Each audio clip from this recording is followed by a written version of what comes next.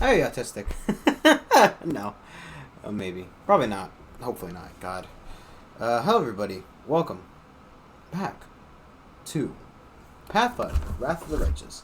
You might be thinking, Brandon, I didn't watch a previous video, so I don't know. You said you played Pokemon, and which good point.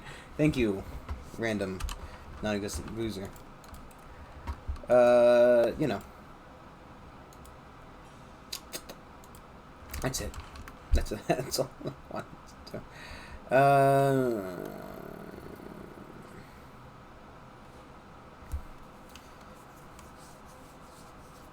I don't actually know how to do this. I need to figure out how to do that.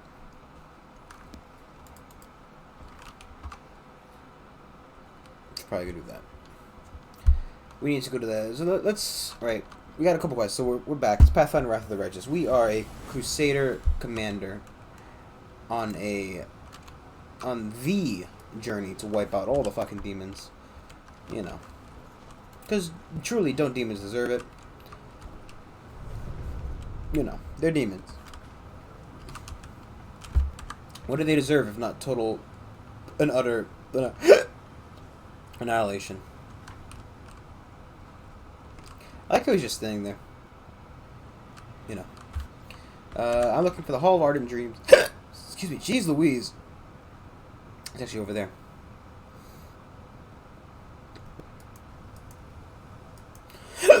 God,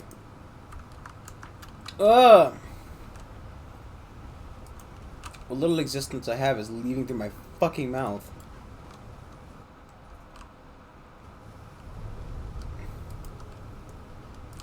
Ugh. Yeah. Sorry. I don't know what's wrong with the hiccups. What's up with that? You know. Just a real fucking pain in the ass, ain't it? Like a stranger once said, ain't that a kick in the dick? I don't know why it's always in my head. Literally constantly. Ain't that a kick to the dick? First time here. Person-looking succubus steps forward. Oh, it's a succubus, a woman. Are you sure you're welcome here? This is the Hall of Ardent Dreams, the palace of Chimera, chief demoness of the city, after Nauticula, of course. But when did Nauticula ever care about our pretty petty concerns? Bottom line, this place belongs to the person who runs everything around here. Got it? I wish to enter. You are known in the city. I don't think Chimera would deny you. And audience, come in.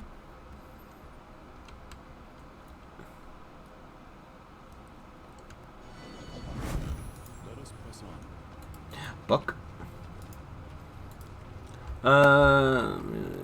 Let's go. Major Lamashtu Demon. Oh, okay.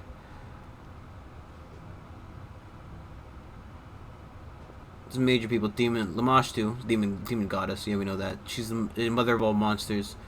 Nocticula, Chimera, Alshir's steward. This is the lady of this house. Allies. Discari. There may be an ally, but he's a spawn of Pazuzu who tussles with Lamashtu. Careful. Baphomet, Demon Lord, known as the Ivory Labyrinth. Best buds of the Scar. Noctila's ally for now. Used to bang Lamashtu, now bunks with Sako Banoth. Dangerous. Cultists can slip into enemy ranks better than worms in your ass. Watch out. If you spot double agents, bug out at once. Enemies. Pazuzu. Demon Lord rules High Mvania. Fights with Lamashtu and by proximity with Baphomet. Demon Lord rules the Cathedric Thelmic, Nocticula's brother and former lover. Sorry. Is Baphomet in a fucking gay relationship? What kind of fucking nonsense is this? Baphomet's sucking cock in his free time.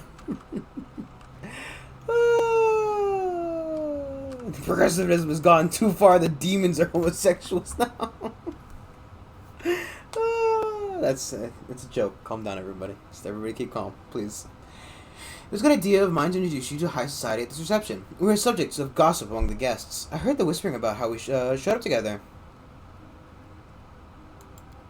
Her eyes widen as she leans forward as if letting you in a secret. Chimera came up with such an interesting idea. Today she will dispense false justice. Chimera's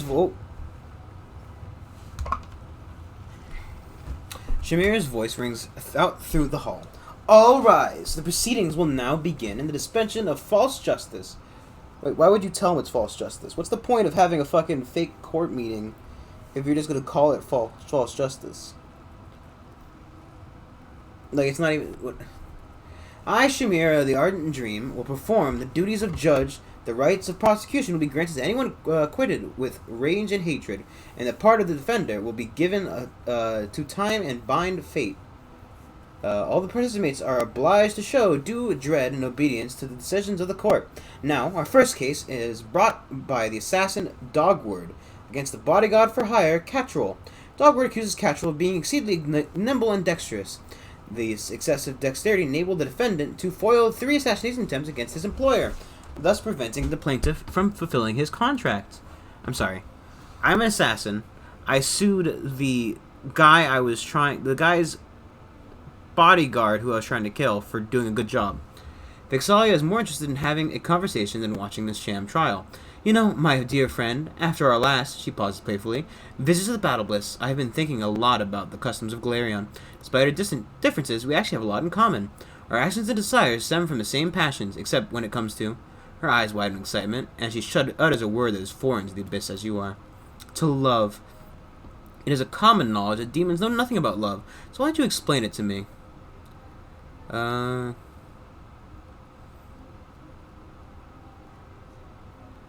Sorry, does this not bother you? What? It takes Vexalia a moment to understand your meaning, but she then shrugs. Well, I did warn you that there would be entertainment at the reception, didn't I? If it bothers you, I could ask my dear Shamira to be a little quieter with her executions. After a moment of consideration, Vexalia nods approvingly. You are thoughtful and insightful conversationalist. You don't rush to make a witty remark on your every subject, and that's a good thing. I'll try to be more specific. Oh! And they see him. Ground with rage, Catrol and the bodyguard has his head chopped off with a giant axe for being too good at his job. The crowd roars in approval, and the beaming plaintiff counts his coins. It is not true that love restricts freedom, and that its harsh constraints can sometimes lead to cruel, evil deeds. Does not love force people to act contrary to their desires and subordinate them to objectives of their affection? Do not even the most loving souls feel occasional regret about trading away their freedom for love? Haven't the most terrible betrayals been committed for the sake of love? Doesn't unrequited love cause mortals to commit suicide? And isn't rejection the reason... I pick every quest I pick is the most fucking reading in the world. I can't just help it. And isn't this rejection the reason they often resort to violence and other terrible crimes? I am most curious to hear your answer to these questions.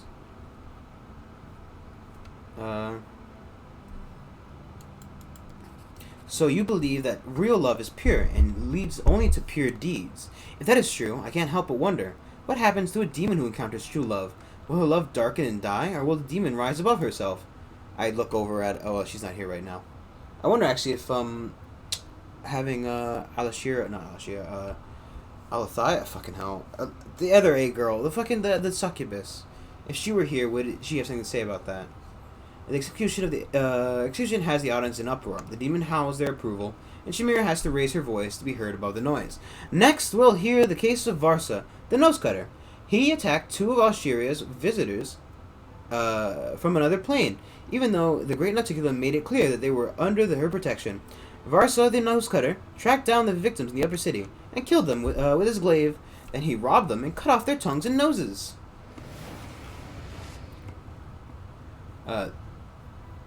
I can't see him now. The scrawny demon doesn't look like a hardened killer. He writhes in his shackles, yelling hysterically. But I'm not Varsa the Nose Cutter. I don't even know who that is. My name is Sharzal. I've never been to the upper city. I'm not allowed to enter, even though that's where a slaver of my status should live. Besides, I've never even held a glaive in my life. This is all Hepzibah's fault. She wanted to buy my slaves at half price, and I refused to sell. And now she's taking revenge against me and plans to get her hands on my slaves. It seems to me that love is like she's going on a terrible conversation. Love is like a living creature. Sometimes it behaves one way, and other times another way. It is contradictory and inconsistent. It leads to both good and bad outcomes, and, like every living creature, it is bound to die eventually. After all, every love, no matter how strong, is doomed to die. Is that not so? Ember nods seriously. That is true. Love always ends, and it either ceases to be love or is lost altogether when one we love dies. That is why we mortals value love so much. We know that it will be over before we are ready. This is not a trial, it's a parody. Well, I find it quite funny. Besides, I've heard that this event has a lot in common with the way trials are headed in your native Galarian. Is that not so? More than ever.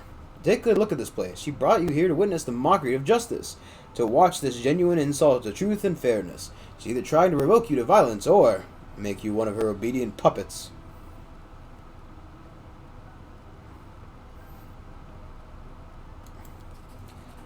Smiles at you sadly. A stern knight in armor. That's what you are. It's duty, not love, that reigns in your heart.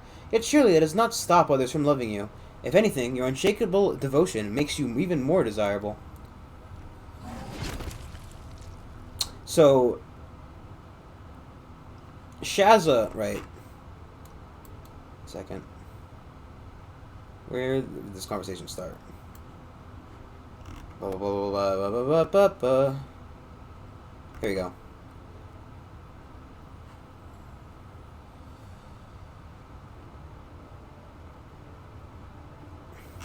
I think this is humiliated. Shamir shouts to be heard over above the screams of Varsa the Nose Cutter. The court finds the evidence of this indicted person to be person's innocence to be quite convincing. However, false justice requires every sin to be punished. So therefore, I hereby declare that this demon is Varsa the Nose Cutter, and he shall be executed without further delay. She throws a conspiratorial glance at Hepzibah, who stands nearby. The latter grins and bows mockingly. Samara announces loudly, and the last crime for today is the most harmful and treacherous. The crime of sinful mercy. No. The crime of sinful mercy, and the offense was further aggravated by an attempt of self-sacrifice. A tiefling is brought forward in chains. Shamara glares furiously at the bloodied, beaten figure. The mortal who stands before you is a descendant of Sharzal, a slave trader who died recently. He was just fucking executed! A week ago, this tiefling has offered the chance to be an accomplice in the murder of his progenitor, Sharzal, in exchange for a portion of Sharzal's slave holdings. However, this mortal refused to participate in such cunning, highly profitable murder. Driven by some insane familial sentiment and disgusting display of fondness, she literally spits out the last word, he warned Sharzal about the possible attempt on his life, and personally hired Catrol, one of the best bodyguards in Alsheria, to guard his father's life. There it is, right? So, this is the son of the man who was just executed, the bug demon man, who had the bodyguard of the actual bug demon. And they're all being executed because Hepzibah wanted to buy slaves for a cheaper price. To guard his father's life, she has to shout over heard over the indignant clamor of her demonic audience. There's more! During the last attempt on Sharzal's life, this mortal, driven by the most disgusting feelings of duty and gratitude for his own existence, tried to cover his father with his own body to save him from the assassin's dagger. We find such actions to be criminally insane and dangerous. Therefore, false justice demands that we sentence this mortal to death. Sharzal's property will be declared destitute of an heir, and henceforth accessible to anyone who wishes to take possession of it. Tiefling is too weak to protest, and the signal from Shamara, he's executed by the guards. Cut in half. Vexalia smiles at you, her eyes sparkling excitement. She seems uninterested in the drama that just played out before your eyes. Thank you for our conversation. I expected to find it interesting, but I had no idea how our discussion would be so thought-provoking. I am so glad to decide to come here with you, and I sincerely hope that you will visit me again. I hope to see you at my manor soon. I host small receptions for the most interesting and noteworthy residents in the upper city. Conversations like these at these receptions are always entertaining. If you were to attend, we would continue our discussion about love. Of course, I seriously doubt my guests will be interested in as a topic as I am, so perhaps we should finish our conversation in private. I hope you'll see you soon, dear friend, and don't stay away too long. I'm looking forward to our next visit. So actually, we're supposed to talk to this woman too, because she is another quest giver, I believe. Two birds, one stone.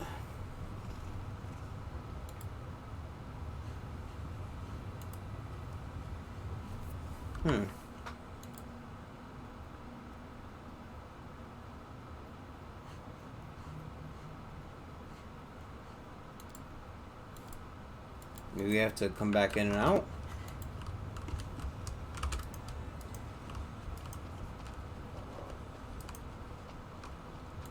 It might be loaded for that specific event. I need to, 1 second, I gotta turn my fan towards me, because it is, oh fuck, I'm gonna die doing this.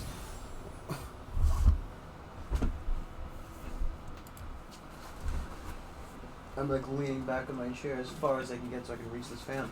Ugh. It's a little bit windy, noisy, sorry, but, you know, I need the air. I need it. I require it. It's my air. I hate those guys. The giant fucking meatballs. A red-haired, beautiful demon sits majestically on the throne. An aura of bright light blazes around her. It's not the gentle, life-giving light that shines on Galarian. This light blinds, withers, and makes a person burn with fever, draining their strength. And who do we have here? The latest wanderer from another world coming to seek my patronage? That's arrogance. Samira just shrugs, looking bored. No matter what powers you possess, I doubt they would impress me more than the two Balors who started to fight in the middle of the city, and whom I had to force into obedience. I doubt you would be a match for an infuriated Marlith robbed by some cunning thief. Negotiating with you will hardly be more difficult than negotiating with the unknown monster that emerged from Ishar and planned to devour the whole island in a single gulp. If you seek to impress me, you'll have to do something more than just boasting about your powers. Samara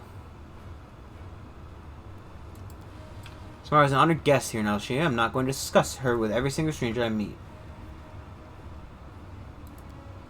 Oh yes, it is an incomparable pleasure to gradually deprive them of everything they once had. Their thirst, their hope, and their noble appearance, their innocence, and finally their life. When they scream, renouncing everything they once believed in, their masters, their gods, their heritage, it is music to my ears. Do not for a moment think I am unaware of who stole that batch of young ASMR women from me. The ones who'd been shipped to Dyunk in the flesh markets. I'll remember that, Galarian.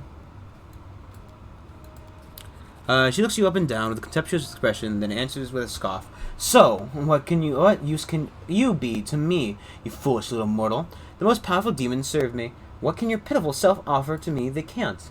In your mind, your voice sounds calmer, though it is still arrogant. In truth, there's one thing you can help me with, Galarian, but the others mustn't know about it. Work for me, and I'll grant you a share of my attention and patronage. No doubt you have already heard of Nehandrian Crystals, objects of astonishing power that grant their owner incredible abilities. Everyone in Alshiria knows they exist, but no one knows what they are or where to get them. No one except for that smug cow Hepsamara. I want you to find out what they are. My advice is to start searching the power refuge known as the Lower City. Ask for Zifferin, my predecessor, now a beggar. It is that pathetic wretch. If that pathetic wretch is still alive, he may know something. Now go, and don't bother returning until you have information I need. Here, take my mark, so the arch near my palace will let you in. I don't want to waste my time waiting for you to wind your way back through the streets of my city, with valuable information. I'm sorry, this is an Nocticulus city, is it not? The hand of the herder addresses you, an undercurrent of alarm in his words. I see greed in the eyes of this fiend. She is ready to offer you a deal, and I sense more than an idle interest lies behind it. We know the Nehandrian Crystals can make demons immensely powerful. We are pursuing Hepsamar to prevent her from creating and unleashing upon us an army of mythical monsters transformed by these crystals. Yet, if you reveal the secret of the crystal's chimera, we risk simply trading one enemy for another. Our mission demands that we make concessions, but it does not mean we must blindly obey every demon's request. Weigh each of Samara's words. Remember how cunning she is, and do not let her turn you into a tool she can use to commit atrocities. Armor your heart, and do only what you must, not what she, with her all promises and charms, will try to convince you to do. And be prepared to find a knife in your back at any moment. Okay. I don't need her. I'm just gonna do it anyway. I'm gonna do it, and I'm not gonna tell her shit. We're never coming back here. We'll literally never step foot in this building ever again. Maybe we can come back here and tell her to fuck off. Like the goddamn demon scum she is. Scum. Demonic scum. Fucking hide them, demons. Hide them. Oh, but... What's her name? Like how I literally cannot remember her name to fucking save my life. It's because they all, like, everything in this fucking game has, like, an A name. Right? It's, fuck, I don't remember.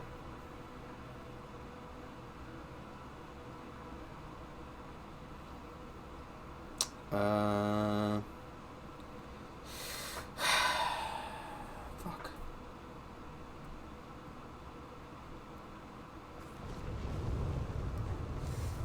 Oh, I just remembered. I saw a good meme today. Right.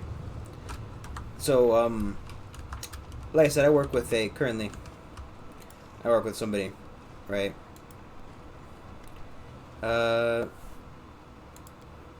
Who's that? Never heard anyone by that name. If anyone ever heard of him, they wouldn't be telling you anyway. You might find a beggar in the lower city who'd be willing to chat with you. But before you find him, you'll have worn through those nice boots of yours. That's one good pair of boots. It'd be a shame if you ruined them. How about you just give them to me instead, huh? You know what?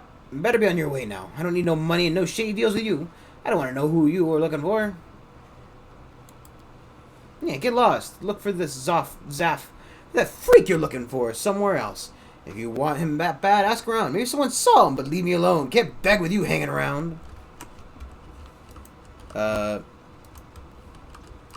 so like I said, the person I work with currently, she's a bit of a conspiracy theorist, clearly, right? She's I don't want to say she's crazy, but she definitely don't have it all together. That's for sure. She's I think she's got paranoia or something. Like legitimately, she thinks the police are coming to her house and breaking her pipes so that gas leaks and makes her nuts. So, if that makes anything kind of, if that paints a picture, the kind of person I'm talking about here. How do you get up to these places? I guess you could teleport, but would that even be worth it?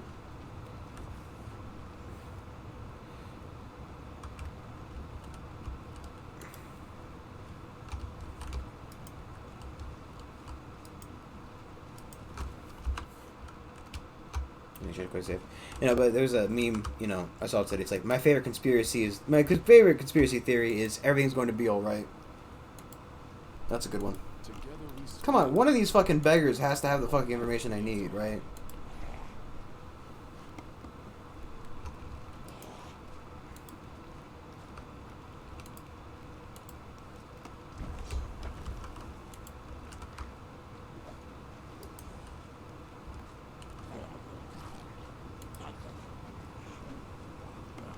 Oh, wait.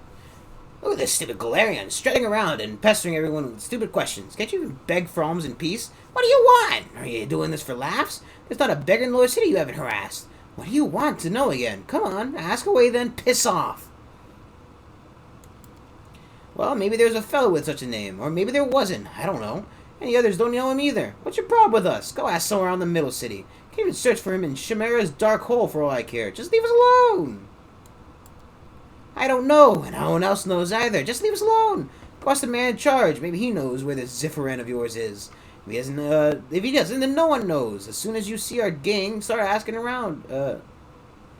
When our boss never walks by himself, he always crowd around him. Right, go away. Go far, far away, please. Stop pestering us, would you? I think it's this guy over here. Here we go. The dead eyes of the beggars watch you closely. They hold out their hands and peep well-practiced enthusiasm. Spare coin, stranger.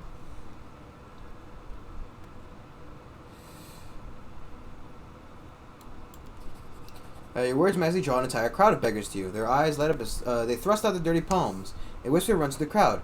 Hey, deep pockets, care to share some gold? Gimme, gimme, gimme. You definitely managed to draw beggars' attention, but they do not appear to be hurried to share any useful information.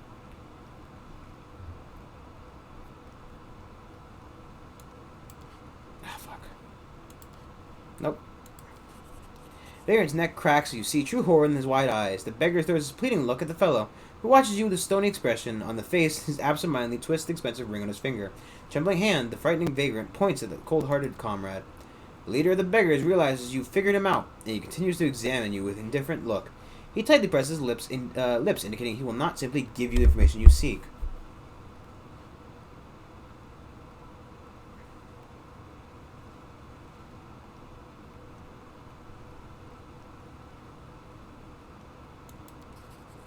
Demon's stone countenance continues to radiate contemptuous indifference, but his widened eyes indicate your threat made an impact.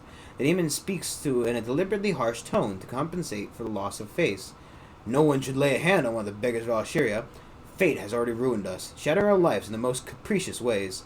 Anyone who dares to hurt us casts doubt in the ingenuity and maliceness of fate. You're trying to commit a blasphemous act, and I cannot allow it. The beggar leader picks his ear with his knobby, dirty, nailed finger, then says, A filthy pile of garbage once named Zifrin begs at the entrance to the Battle Bliss, the gladiator arena, until you'll find him. And that's what I fucking thought, bitch. You tell me what I want to know because I'm the fucking boss. I'm in charge around here. You can't stop me. Not worth it than it had to be for that, though. The mongrel did it. Echoland just fucking constantly shits on himself. The mongrel did it, yes! The mongrel did it! I guess he probably doesn't consider the mongrel, you know. The mongrel to be a, you know, negative term.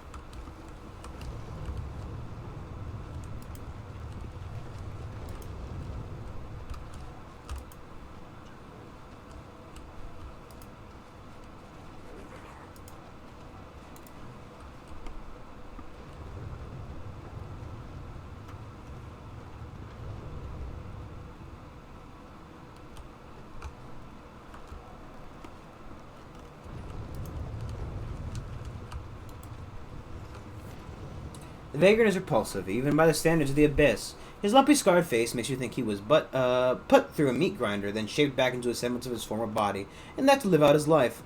His tall, once impressive figure has been shattered. His arms are covered with protruding lumps of unset bones that were left to heal improperly. I feel like, what the fuck, does a demon have to go to a hospital? If, you know. It's weird, right? Like, medieval healing could never be as good as fucking regular, like, you know, current modern-day medicine, but... Whew! Can't imagine, like, fucking breaking a bone in medieval times. The beggar is clad in many layers of dirty, smelly rags, onto which hundreds of keys are sewn. From tiny toy box keys to giant cast iron keys that bows the demon's neck almost to the ground. So, you're looking for Ziforian. He's long dead. Doesn't seem to be stopping you. Well, so what do you want with a dead man? Ziforian, the master of lies and trickery. I remember fighting him.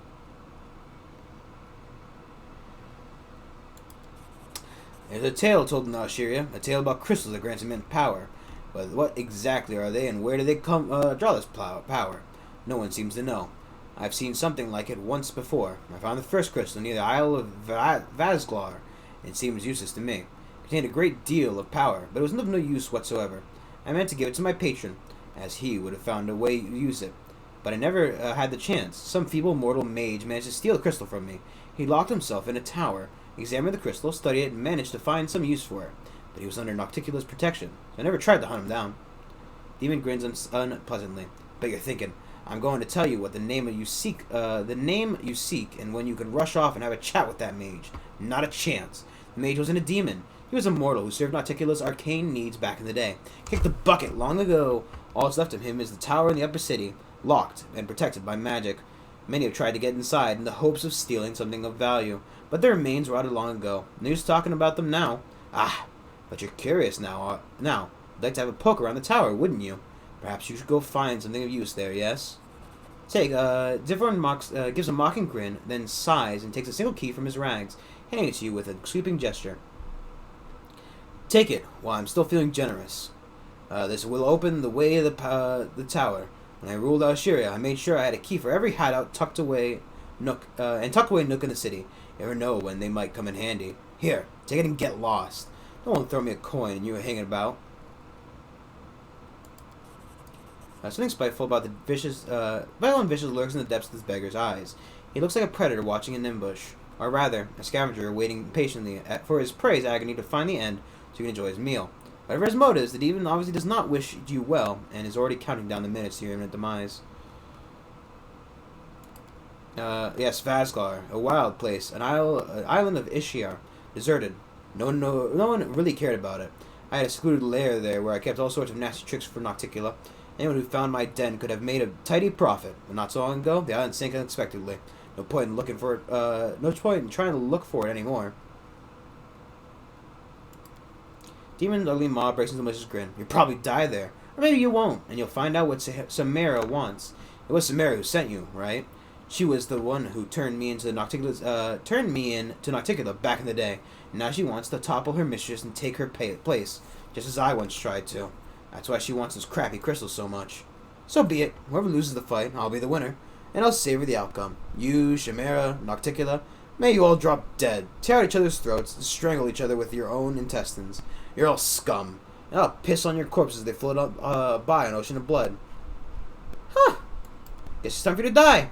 He straighens his broken shoulders and becomes much taller than he was a moment ago. Oh, how I love arrogant fools. Do you really think you just because Nocticula managed to beat me, some Galarian dimwit would do it too? Well then, bring it on. The last one for me. Yeah, bitch. I kill demons. I'll cut you I'm not playing in the fight. You're be a dickbag. You're dead. Absolutely nothing. You were dead. He doesn't even have fucking loot. Yes. He doesn't even have loot. I thought you would have some loot. I don't know. I feel no shame in killing demons, to be honest. Devastation. Which one's Devastation? Oh, that's okay. I don't know how to do that yet. Are we good up on spells and everything? Everybody seems healthy and fine. I don't want to fail the Don't want to fail. Don't want to fail the quests. I want God, what is her name? What is her name? What's the name? The fucking succubus girl. Her name is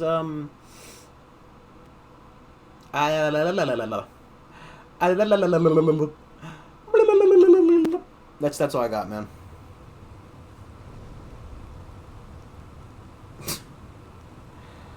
God, it's Arashule. Arishila. I think we're going to that one.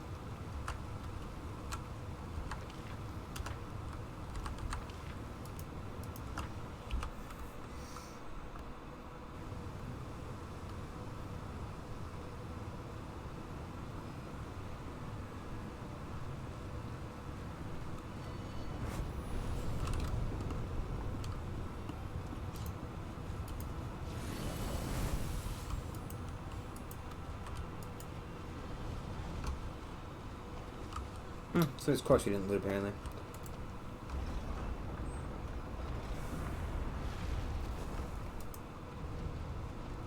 Man, if only we knew a mortal mage who worked for Nocticula back in the day, who also knew a lot about Nehandrian Crystals. If only we knew such a person. You know, just anybody that would come to mind. You know.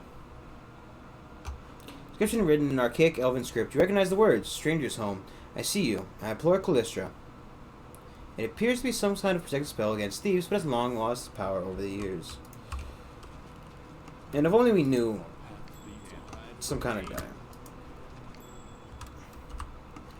Somebody. Anybody. Who would possibly ever know. A mortal who worked in the demon realm as Nocticula's, specifically Nocticula's mage. I hope you appreciate this. I will guide us.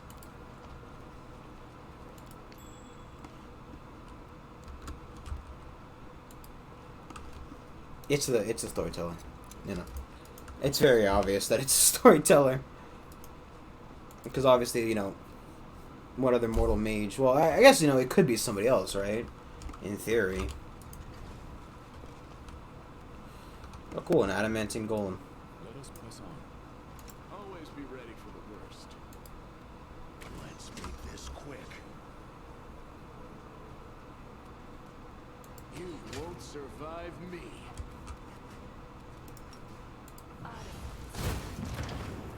Ah, they're immune to fire, that's right, because they're technically iron kind. Right, compulsion, negative energy, spell immunity. That these might have pure fucking spell immunity, huh? Cool.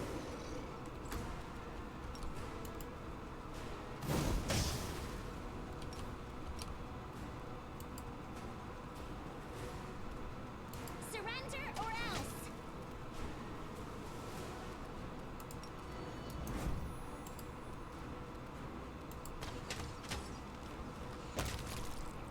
That's what I was worried about. You're irrelevant.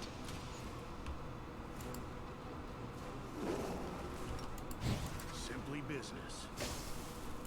Pretty good. Demand your blood. Night. Wow. Oh, I see. Greymore fucking... Greymore came in with a sneak attack at the end there because he landed a hit on the golem. How the fuck did Camilla do fucking that much damage? Who's still walking over there?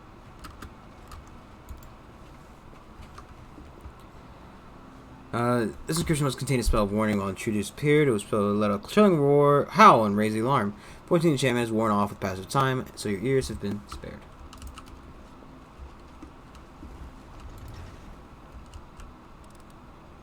I am helpful, am I not?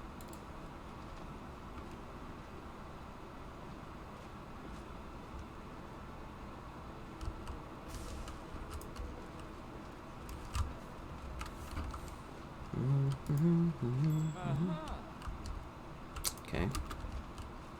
Other way then. Can't hide from me. I'll watch your back. Elmo loves his goldfish. I can't help myself.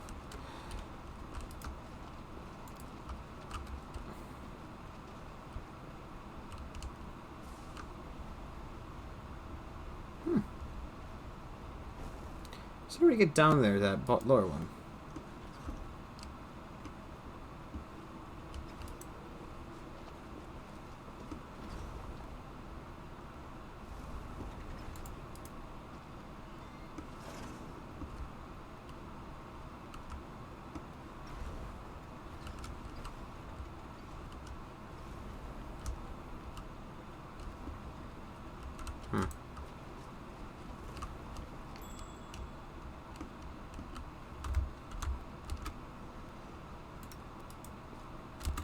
Whoa, whoa, whoa, whoa, whoa, whoa, whoa, whoa, whoa, whoa, whoa. Spirits guide me. That could have been bad. I hope you appreciate this. Run away, run away, run away, run away, run away, run away, run away, run away.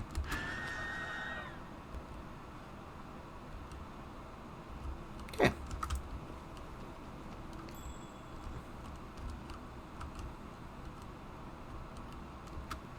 Where? The trap we just fucking triggered by accident?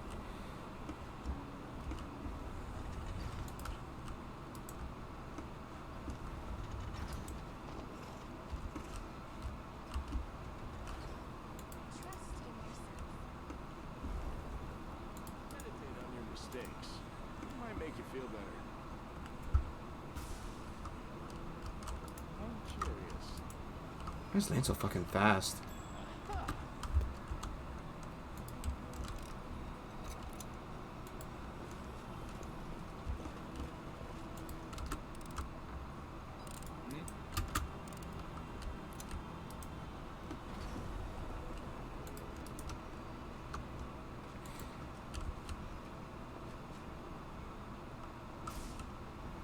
Oh, treasure.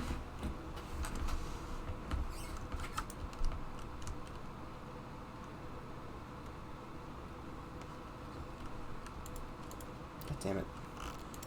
Come over here for me.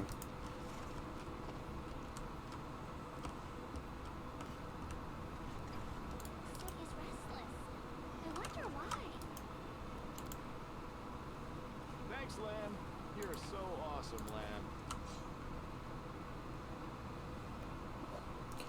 Spirit Hunter. Do we have a fucking Spirit Hunter? 15,000 gold pieces. Funny if we couldn't get back across. I'm sorry, so... Spirit weapon, that's, Camilla, right?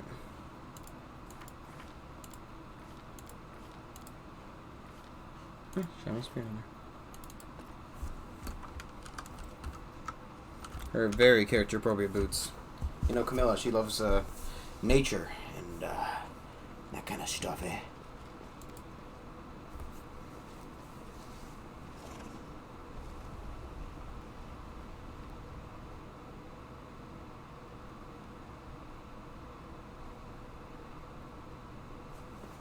Now,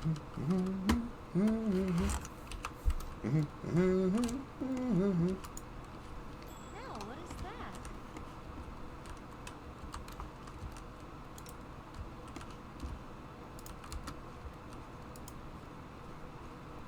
Whoop. Okay.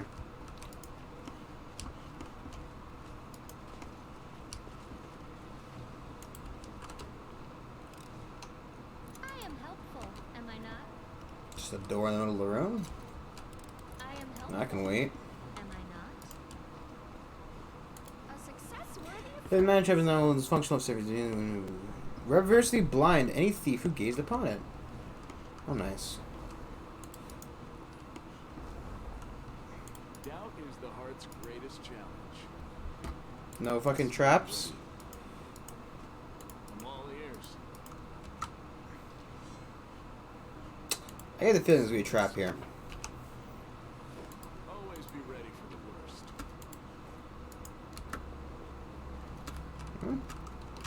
No? No issue. Ready to Perfected strike. Is that... Query... you trust him. I don't actually know what perfected strike is. not falter. Which is perfected strike? Is that land stuff?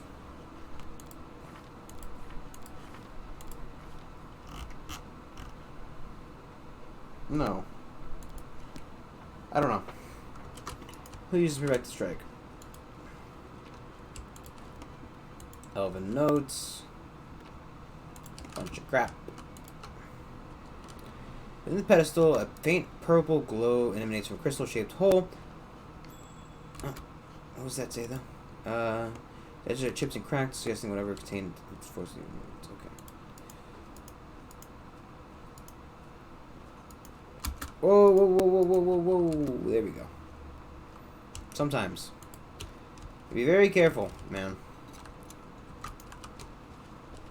They like to walk into traps. Because the... That's why I think that's why the enemy AI doesn't fucking trigger traps, really. Is because, you know... It would, they just fucking trigger them 24/7, you know?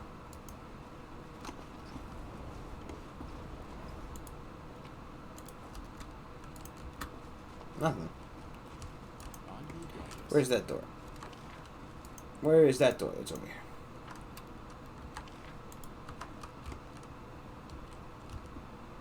Oh, I was wondering what that lower platform was. I think it's just that one.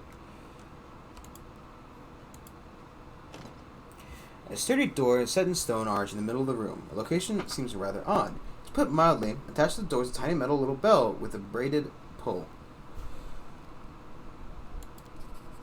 You see the spell enshrouding both the door and the bell. Judging by the nature of the spells, they belong to conjuration. Those things open, and an ethereal form appears in the opening. It looks like a soap bubble. On the other side of the door, you can just make out the hazy interior of a small, trinket-filled room. Typical ambience of a Galarian inn.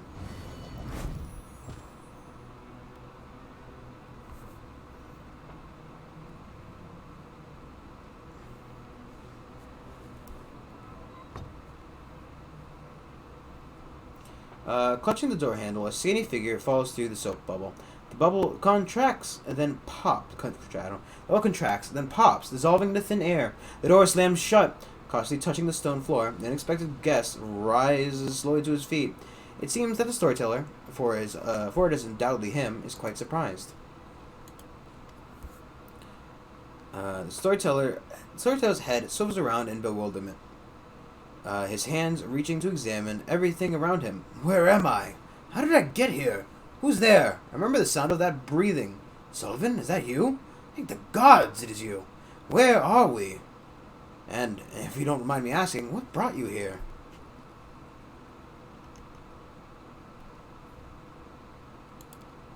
You see the tower. I can be more specific, but I can say for sure that this is not the first time I've stood in the stones. Is there a door behind me in a stone arch? The wood is decorated with elven lettering. There's a bell with a pull next to it. The pull is made of leather. No, silk. Am I right? He listens intently to the sounds coming from the city. Good question. Judging by the demon speech I hear, we are in the abyss, correct? And I suppose it's brought here by the portal. Was most likely activated by you. The portal must have been charmed specifically to deliver me here from wherever I may have been. I hope it would send me back the same way. You're unlikely to have charmed it this way. If you had, you wouldn't be surprised by my appearance. That means the spell was cast in the past, my past, the one I'm looking for. I have to admit, this is quite intriguing, perplexing. This place where we are, and it's a tower, isn't it? Yes, I'm right, a tower. Thanks to you, I now remember that the past I was the mage and the Lady of Shadow.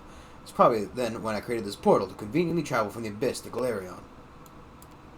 Storyteller nods understanding. You're looking for the heart of the tower. Yes, I studied its capabilities here. In Alshiria, you must have seen the socket it was placed in.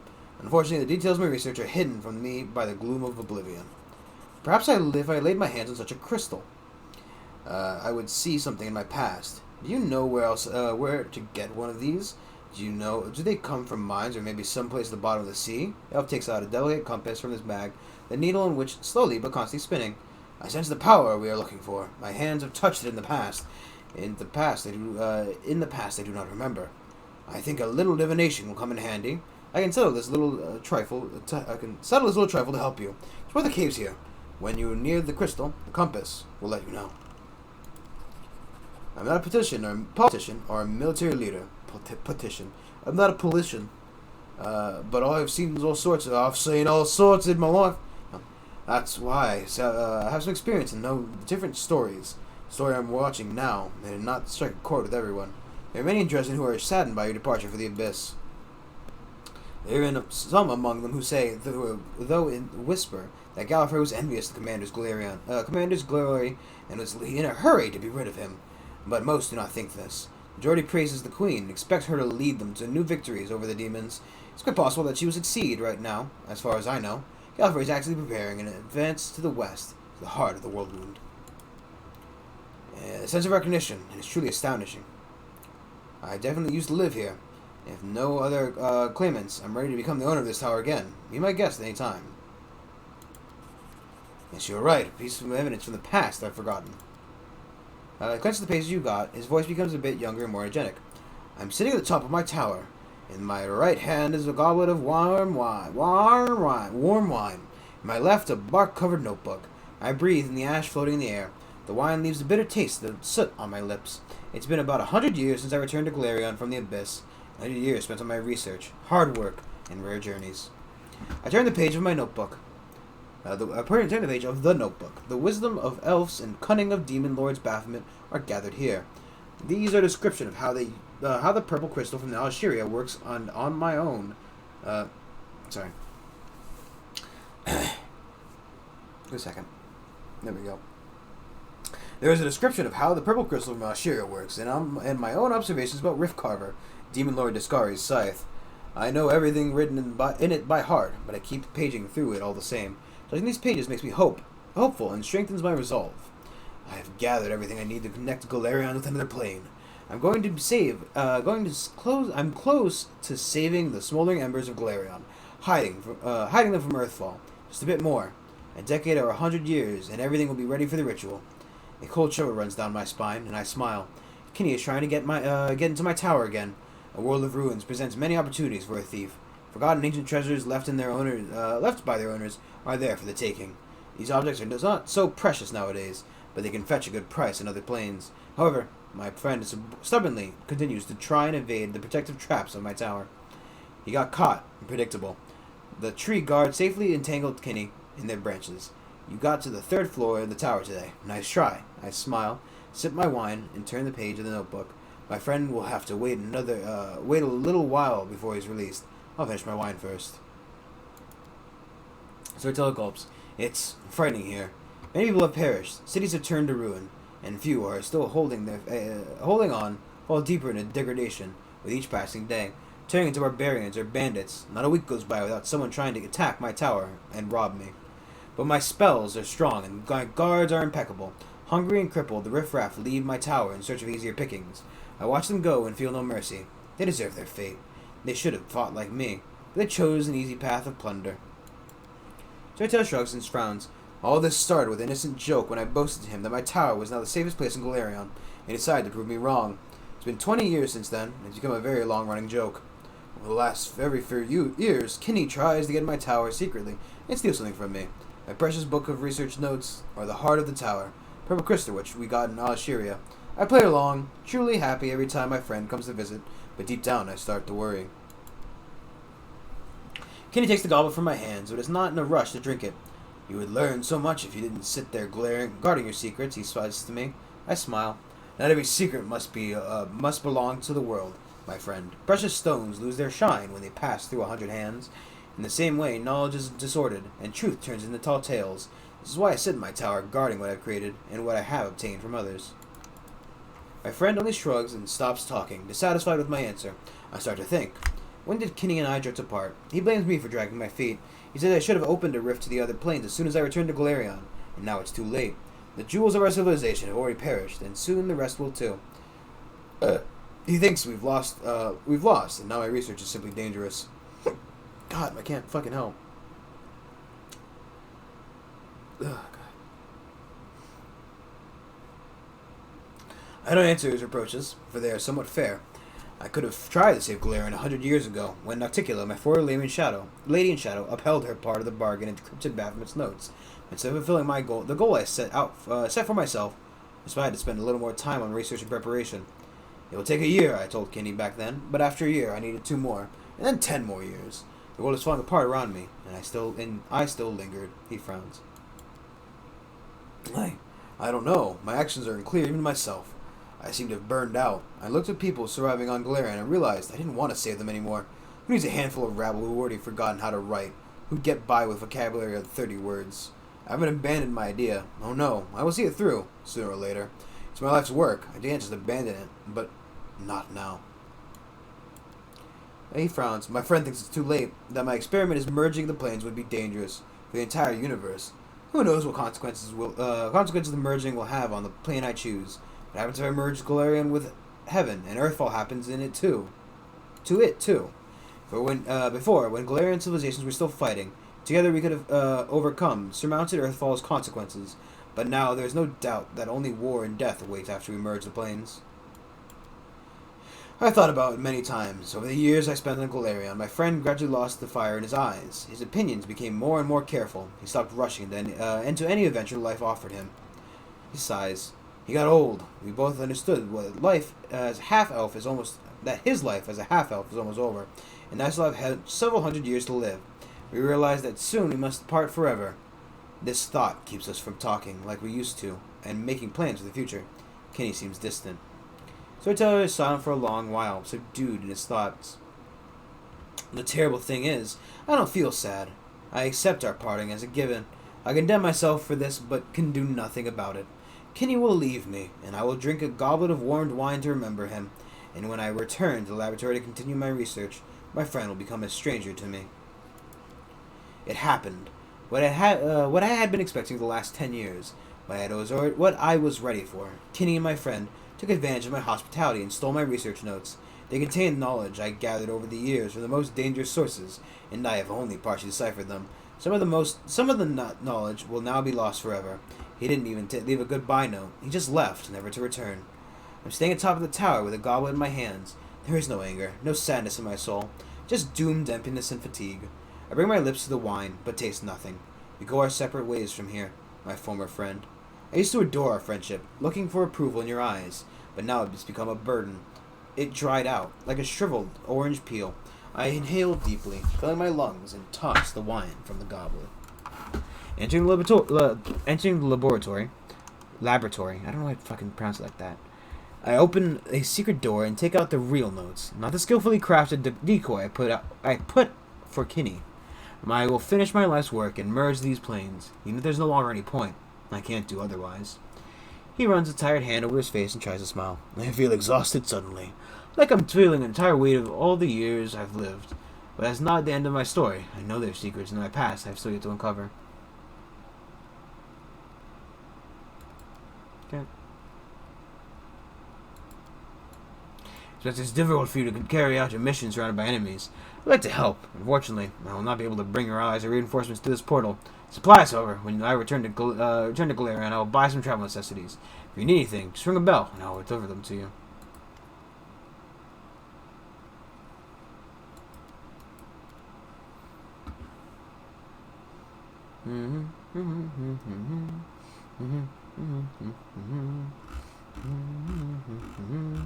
The Addams Family.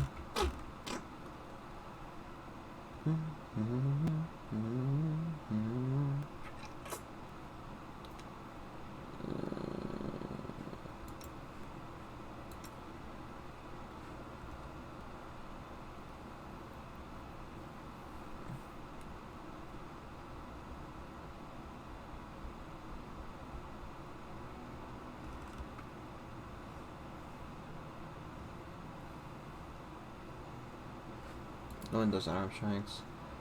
Oh, he's not technically a monkey, he's a fighter. Yeah, they can like blow the belt constantly.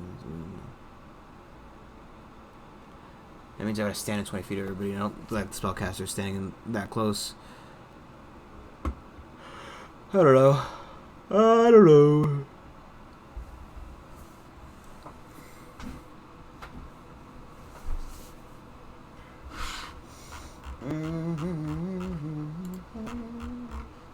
We have some diamonds on us, right? 21. Dun dun dun dun dun dun dun dun dun. Daylight's coming and I want to go home. Hey, Mr. Tallyman. So I saw a video of that song with monkeys. You know, just monkeys, like, you know, like images of monkeys, like in positions that would relate to the song. And I can't help but think about it. You know, think about a monkey in a bowler hat. Not his bowler hat. It's like more like a fedora or like a trilby or whatever the fuck the difference is between the two. You know, he's like one of those hats, and he's walking down the street.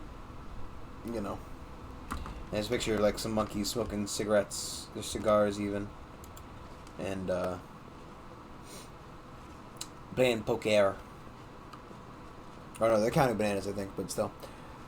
I don't know. I don't know why I'm trying to explain memes by fucking, you know, by word. I think, you know, that should be, somebody should do like a bit like that, you know, like make a YouTube channel around like trying to explain memes. It'd just be the most fucking out of touch thing ever, right? Like, you know, memes are all about the image.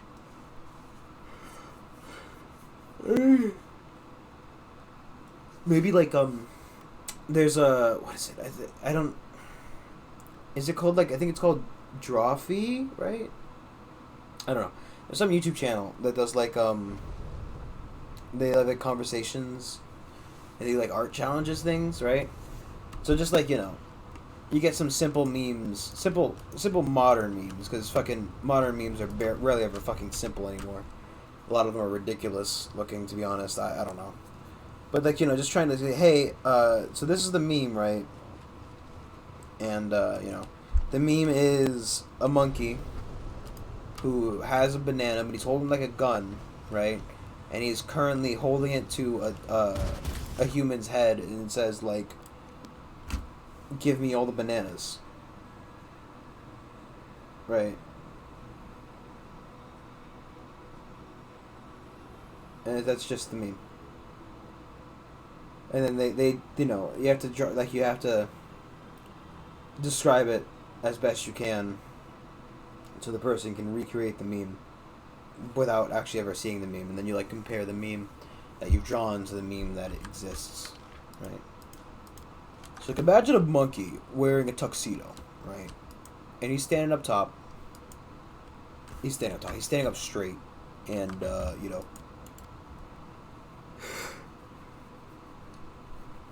he's got a very sad look on his face. Kind of like, you know, he looks like he's got a lot of personal conflict going on. You know, and he's got a banana in his hand, right? But it's like he's holding like a gun, right? And he's got like that Pulp Fiction pose, and you know, he's like, he's got a cigar in his mouth. I forgot to mention he's got a cigar. A lot of smoke coming out that cigar. A lot of smoke. And you know, it says in text, the top part says like, when the boss sends you to kill your best monkey friend,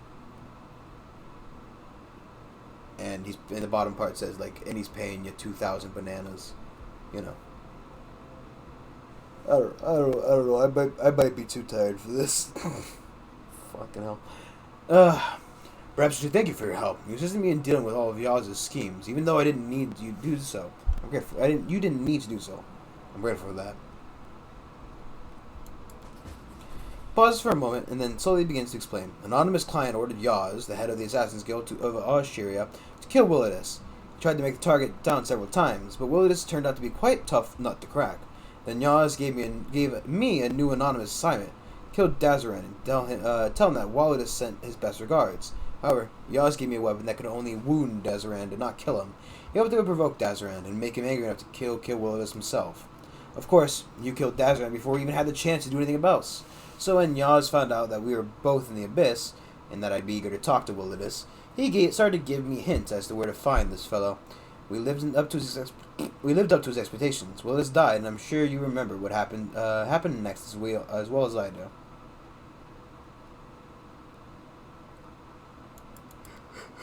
I don't know why. It's fucking like I didn't stream yesterday, right? I didn't get tired at all. Streaming all of a sudden I'm tired. I fucking hate my life. I hate it. Stop existing like this. Gibber hides a smug smile beneath his beard. What fucking beard? He's like a goatee beard at best. You know, you can't hide that beneath the beard. I mean, it's a very dapper look. He looks like a very handsome fellow. However, you can't hide that fucking smug in that beard. I think the position rightfully belongs to me. This guild is not as infamous as the Red Mantis, the legendary fanatic assassins who perceive their victims as offerings to their god Achikek, or the silent monks of Anaphexia who guard some kind of secret knowledge and murder anyone who dares to touch it. But its name still means something to a discerning client. Assyria is a crossroads between several different planes, and Yaz's assassins work not only in the Abyss and on Galerion, but also in many other interesting places. The fact that I was accepted in the society is undeniable proof of my professionalism. I'm grateful that you do not insist on exclusivity of our contract, but allow me to reap the benefits of my hard work. You're a good employer, Commander. I'm glad I made this contract with you.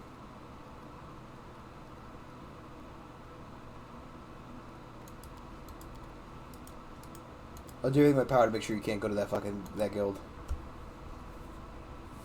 I think I'm only human though. I can't. Yeah.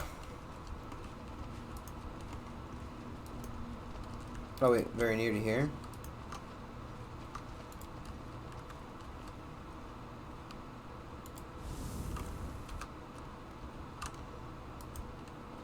Fight? Question mark? Those aren't real rocks. Some of these crystals have to be fake. Because they always come into life trying to kill me.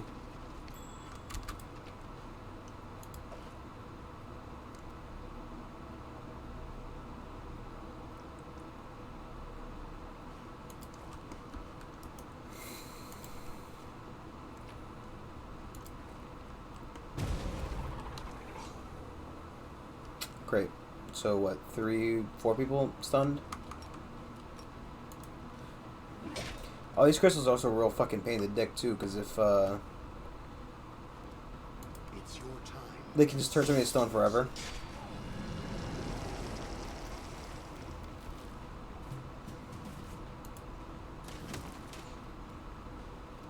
Do not hold back. You're in my way.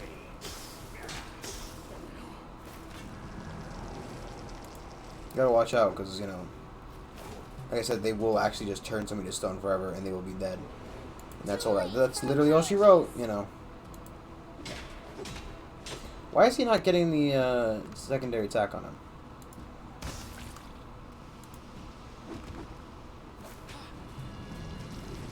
You are today's sacrifice. We don't have that ability.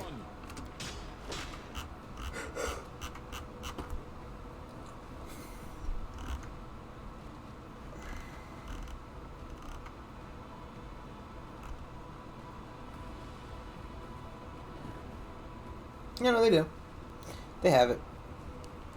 So, you know, if I fail that save... You had your chance. Why did... Can they move 4 feet? Why the fuck did... Go for their heart.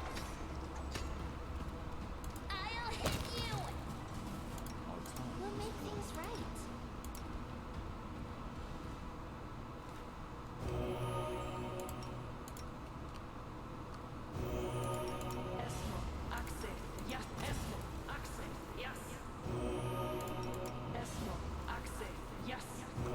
Sorry, I'm just thinking about monkey memes.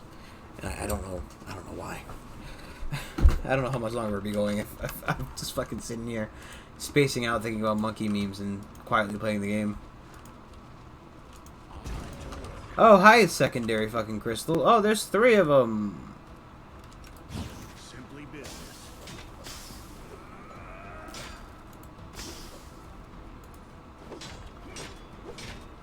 Endure this. You won't stop us.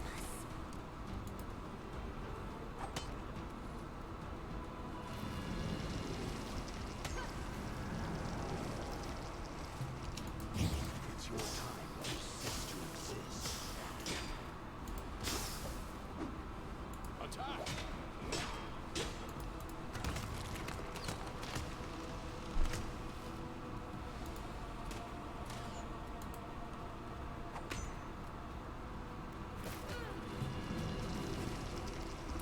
Just double check to make sure that nobody turned in the fucking stone. You're in. Like, legitimately, it's just the other game I had a lot of issues with that, and maybe, you know, maybe it's a little bit easier in this mode because again I am playing on a fairly fucking, you know, simple game mode. And to be fair, I think it's very good for streaming for that simpler game mode. Like, as much as I like this game.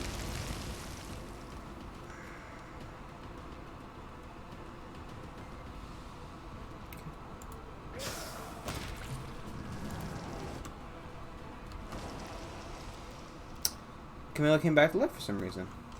Godspeed. That's weird. You're a good person. Because I'm pretty sure Camilla shouldn't be back to normal. Okay, you know what? Not gonna complain. Easier game mode. Like I said, sorry, brain.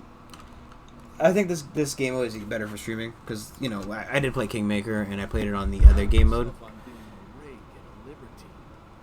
But could you ever bring yourself to sleep with a mongrel?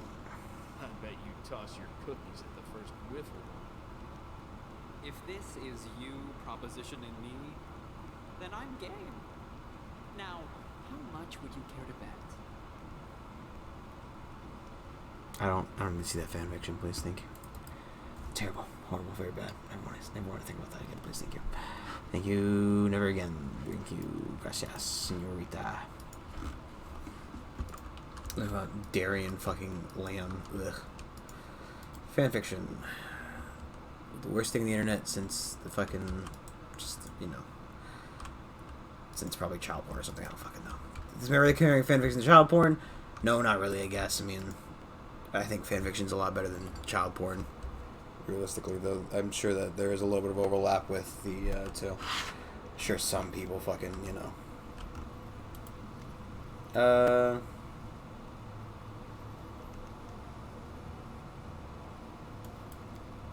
Not yet. I'm going back to the to examine it, but it's still simply word table when I can possibly.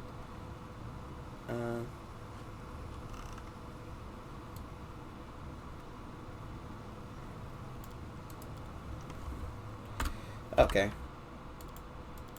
I'm just worried that. Okay, maybe the chapter includes the after. I'm afraid that once I leave the abyss, that'll be the end of the chapter. And you know.